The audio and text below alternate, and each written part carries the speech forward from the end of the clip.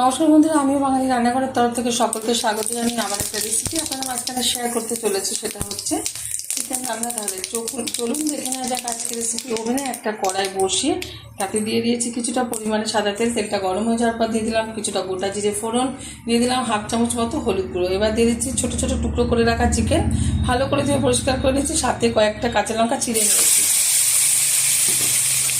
চিকেনটা 1 থেকে 1.5 মিনিট মতো আমি হাই আছে নেড়ে চেড়ে হালকা ভেজে নেব।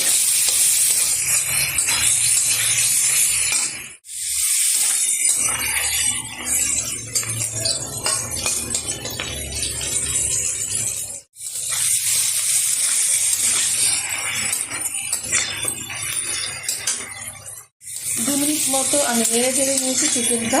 এই যে হালকা একটু ভাজার কালার চলে এসছে। এখন দিয়ে দেবো পরিমাণ মতো লবণ। ঠিক যতটা ঝোল রাখবো সে অনুযায়ী কিন্তু লবণটা ব্যবহার করলাম।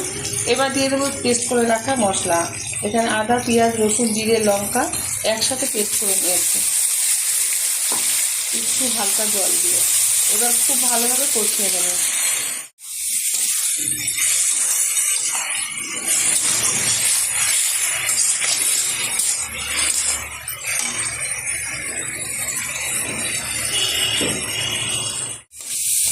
খুব ভালোভাবে কষানো হয়ে গেছে। এখন দিয়ে দিচ্ছি পরিমাণ মতো জল। খুব বেশি ঝোল লাগবে না, সেই কারণে একটু জলের পরিমাণটা বুঝে ব্যবহার করলাম। দিয়ে দিচ্ছি থেতো করে রাখা এলাচ। ফ্লেভারটা ভীষণ ভালো আসবে, থাকার দরকার নেই। মিডিয়াম টু লো আছে আমি এটা রান্না করে নেবো 15 মিনিট। চিকেনের ঝোলটা কিন্তু হয়ে গেছে, চিকেনগুলো খুব ভালোভাবে সিদ্ধ হয়ে গেছে। এখন নামিয়ে ঢেলে দেবো একটা পাত্রে, গরম গরম ভাতের সাথে সার্ভ করবো। আপনারা অবশ্যই ট্রাই করবেন এরকম একটা রেসিপি, আশা করি ভীষণ ভালো লাগবে।